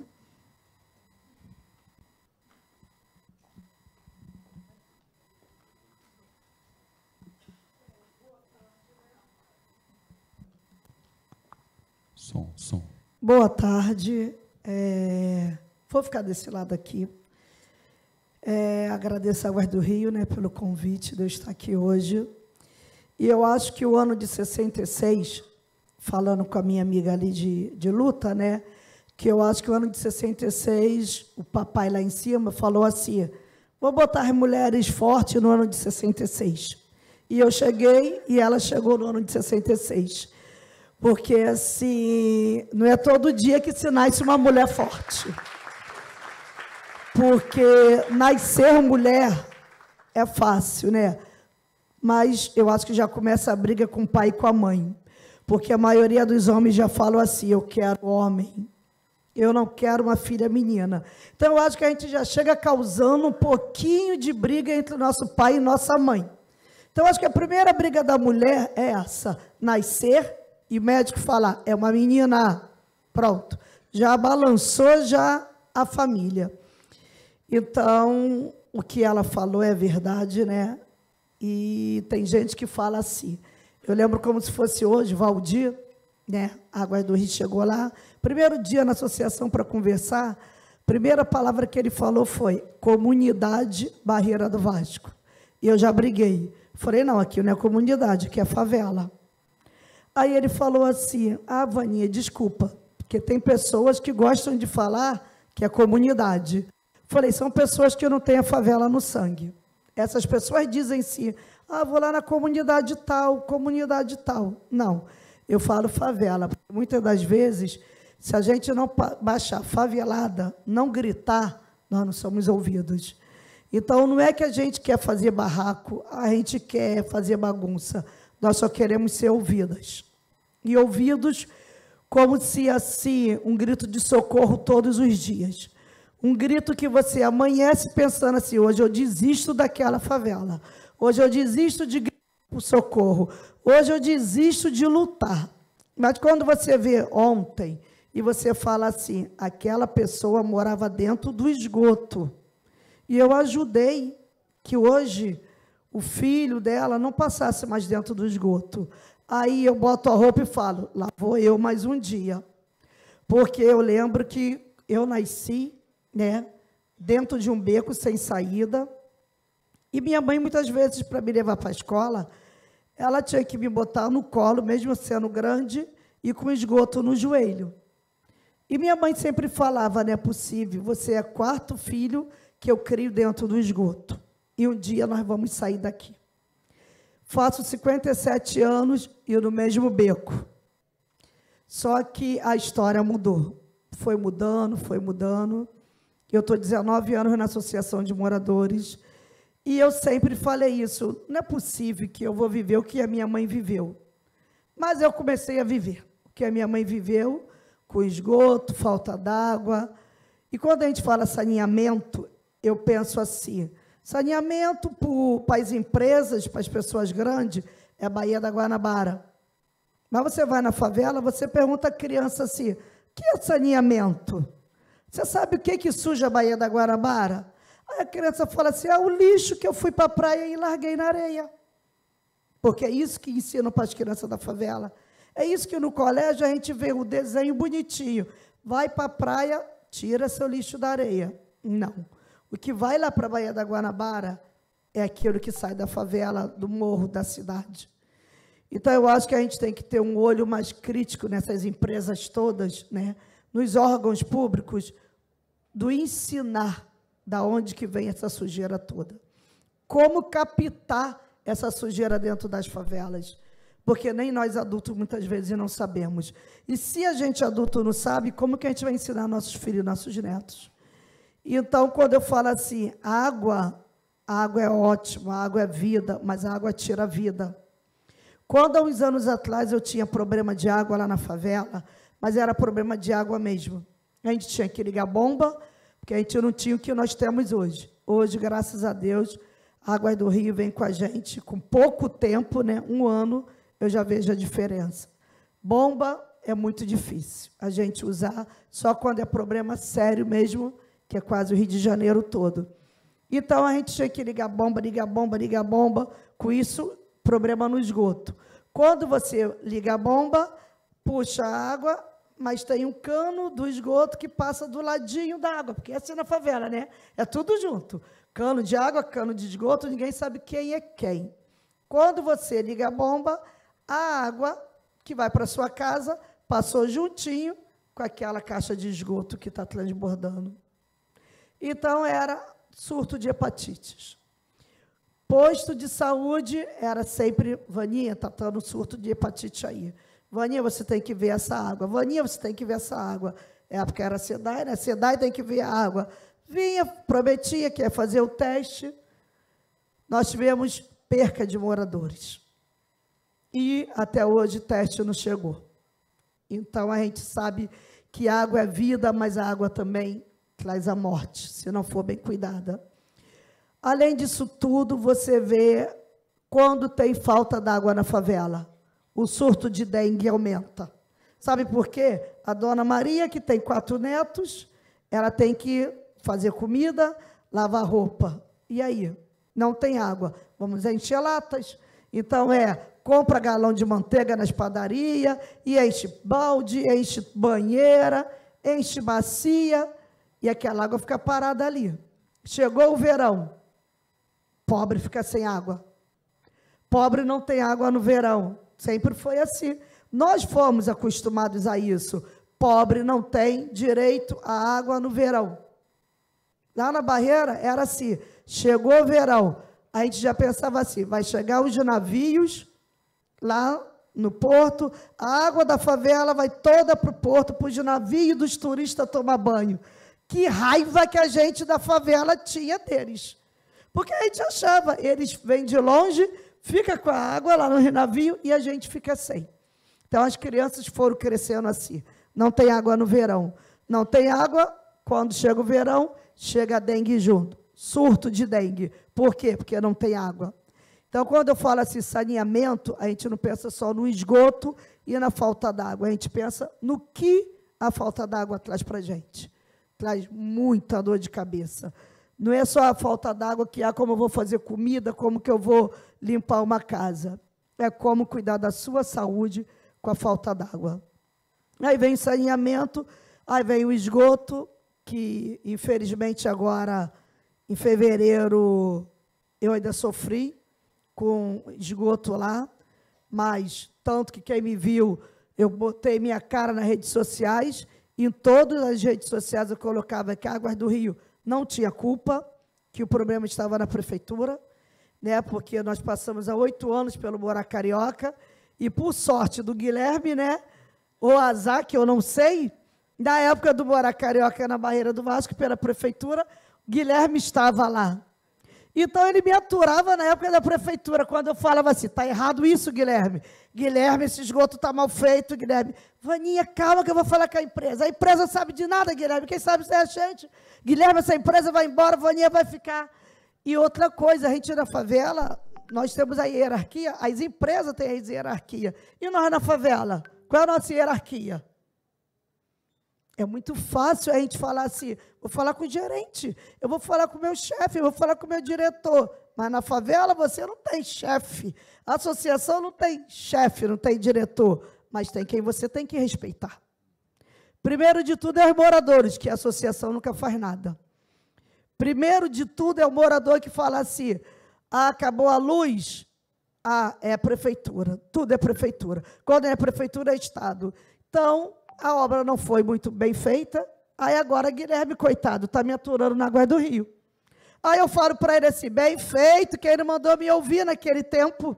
A prefeitura não cobrou da empresa, agora a Vaninha cobra de você, Guilherme. Tem que me aturar. Então, foi que ele me aturou agora em fevereiro. Passamos por uma enchente, né, uma rua inteira que perdemos. Olha, morador de ficar só com a roupa do corpo. Aí você fala assim, em 2023 acontece isso, numa comunidade que é em frente ao estádio do Vasco da Gama, tudo bonito, acontece. E de morador chorar e falar, e agora, Vânia, o que eu faço da minha vida? Aí morador não entende, porque acha assim, é esgoto, a culpa é de quem? É do Estado. Mas aí eu vou lá atrás, eu falo assim, e o morador que jogou o seu espeto do esgoto na água pluvial? O morador que, às vezes, dinheiro para poder pagar um pedreiro bom, ele pega o cano e joga num lugar mais fácil. Se aqui está água pluvial, é para aqui que vai meu esgoto. Então, depois a gente sofre com isso. E nós sofremos agora em fevereiro, e foi assim, uma luta. Uma luta que foi uma semana carregando móveis para o lixo, carregando tudo. Aí, com isso, veio as doenças, porque as crianças dentro daquele esgoto, moradores não querendo sair de casa, e a Água do Rio estava comigo. A Água do Rio, de manhã, já estava lá, me ajudando a limpar as casas e limpando as caixas também. Então, quando eu falo para vocês assim, a favela grita por socorro, é isso. É a favela falar assim, aqui está certo, aqui está errado. Porque nós sofremos o nosso dia a dia de todas as maneiras. A gente sofre com o poder público, a gente sofre com os órgãos, e quando fala assim, mas nunca foi aí porque a favela é perigosa. Mas não pode entrar nessa favela, não. É área de risco. Por que é área de risco? Porque vocês deixaram a gente abandonados. Nós viramos área de risco, não foi porque a minha mãe me teve há 57 anos atrás, ela não escolheu viver na Barreira do Vasco. Quando chegou lá, nem existia nada igual a ela existia, ela era barro. Lá nós temos casas construídas em cima de rio, Guilherme sabe disso. Construída mesmo em cima de rio. Todo mundo chega e fala assim, Vaninha, tem que dar jeito. Eu falo, vai dar uma casa para a pessoa? Vai tirar a pessoa e vai botar onde? Então, foi onde fomos construindo. Lá, no tempo da minha mãe, tinha uma praia do Caju, que os barquinhos chegavam lá. É um pedaço que nós temos também um problema sério. Mas, assim, eu falo que é muito fácil. Basta querer. É fácil porque nós ajudamos as empresas, nós ajudamos. Quando qualquer um de vocês chegar lá e falar assim, você sabe qual é o problema? Eu falo assim, com certeza, mas eu preciso da solução. E a solução não está em mim, a solução não está nela. A solução está nas empresas. A solução está naquelas empresas que não querem só ganhar dinheiro. É aquelas empresas que, assim, leva o humano para dentro da favela. Não chega lá e fala assim, quero mudar tudo. Não, é escutar o que é que nós temos a falar. É escutar o problema do dia a dia. É aquela mãe que, muitas vezes, para levar a criança para a escola, passa por cima do esgoto. E quando chega na escola, a criança fala assim do ladinho, nossa, está um fedor aqui. E a criança sente vergonha, porque ela sabe que, para chegar lá, ela passou por dentro do esgoto. Quantas vezes a criança vai para a escola sem tomar banho? Por quê? Não tem uma água. Então, o que eu deixo para vocês hoje é que vocês pensem com carinho, vocês, né? Você, meu amigo aí também, pensem assim, nós podemos fazer um saneamento melhor. Nós podemos levar o direito de ser feliz para cada um. O Rio de Janeiro é tão bonito, o Rio de Janeiro é belo, mas não existe só o belo da Zona Sul, Copacabana, né? Porque em Copacabana é fácil. Vou na praia de Copacabana, sobe os morros de Copacabana, que vocês vão ver o que é bom para tosse. Então, assim, Cidade de Deus é o filme Cidade de Deus. É filme. Vai lá ver a realidade desse filme. Então, assim, que vocês possam pensar, será que o saneamento daquela favela tem jeito? Tem.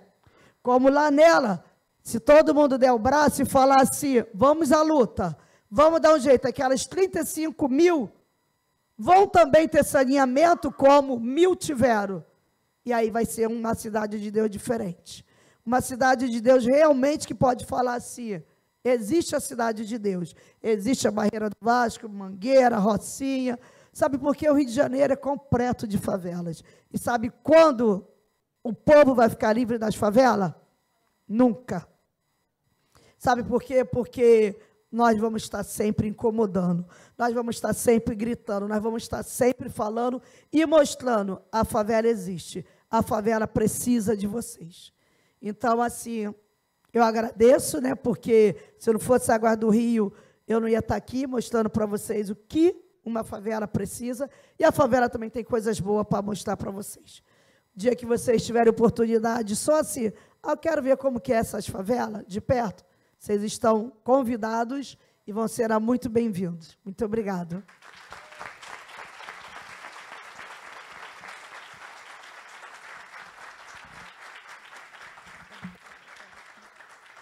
Vânia, obrigada pelas suas considerações. É esse o objetivo desse saneamento, desse seminário que a gente falou mesmo. A gente repensar, ouvir o outro ponto e construir soluções. É por isso que nós estamos aqui, para construir essas soluções e melhorarmos o saneamento do Rio de Janeiro, que esse é o objetivo, não é apenas uma fala. Agora a gente vai fazer as concessões, agora vai melhorar. Não. Vamos entender, porque nós não entendemos, nós não moramos ali.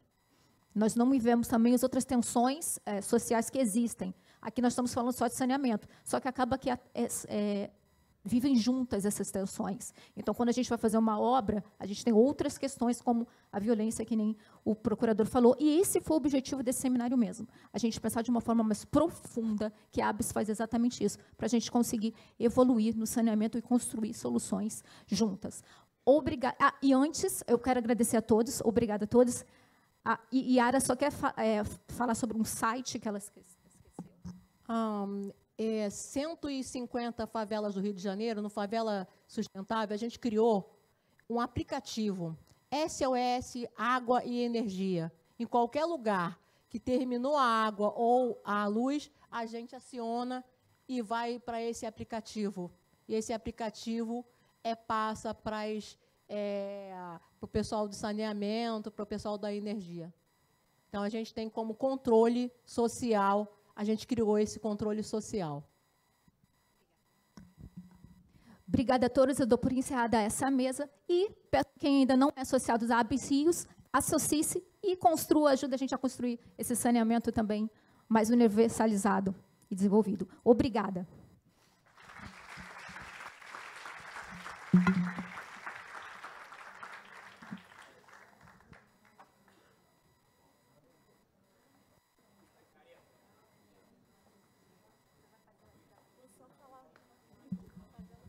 Alô?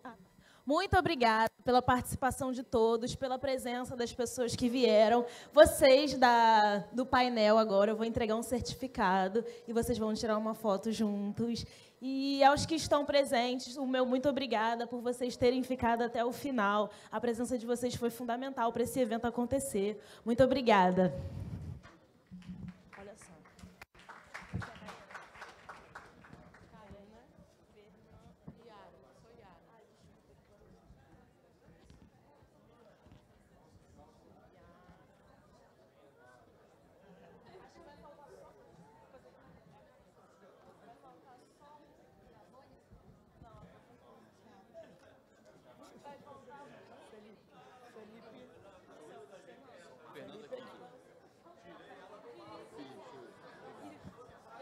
Obrigado, viu?